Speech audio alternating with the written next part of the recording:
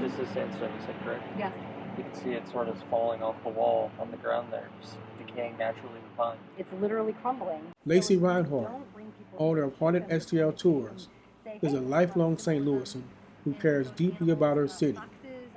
She believes in the preservation of history and that telling the story of St. Louis through a paranormal lens still requires both accuracy and credibility.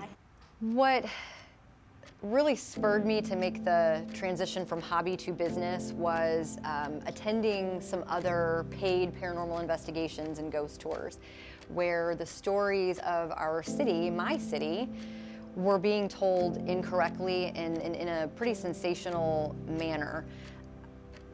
That really bothered me, and I felt like not only could I make this a viable business, but I could make it a viable, ethical business.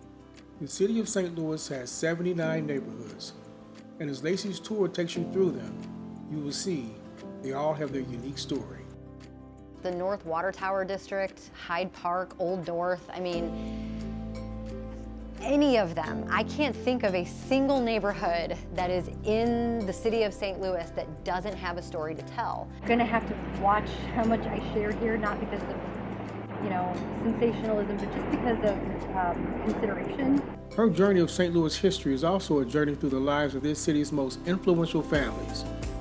Sometimes those stories cover territory that may be uncomfortable, and Lacey understands how important it is to maintain balance between history and exploitation. I am trusted by a lot of different people and have permission to be in a lot of really cool places, and I don't want to ruin that. There's some pretty sensitive information sometimes about some families that we're talking about, and it's not anything that I want to exploit.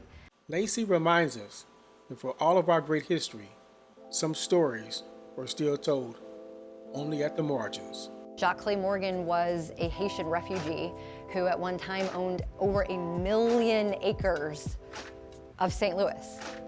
That's a lot of land. He was a founding father. Credibility is everything when you're talking about anything in this realm, and it's difficult to balance, making a business out of this and being ethical and being truthful. It's important for someone to be a representative or an advocate for truth.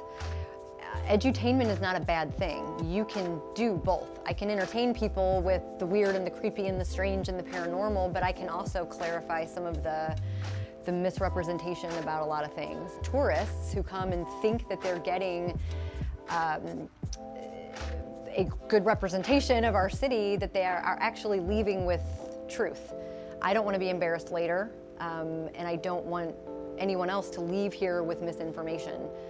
I take it pretty seriously. We talk about French culture, German culture, Native American culture, Haitian culture, West African culture, not just black and white. There were Dutch, there were British, we had Spanish for a while. I mean, our culture is rich. It's not just black and white. And the tensions that we have in the city are way, way prior to Civil War, definitely prior to Ferguson and Stockley. People don't realize what a hub the Mississippi River and its tributaries were. I mean, Native peoples of all different nations were sharing and exchanging information here long before anybody that looked like me got here.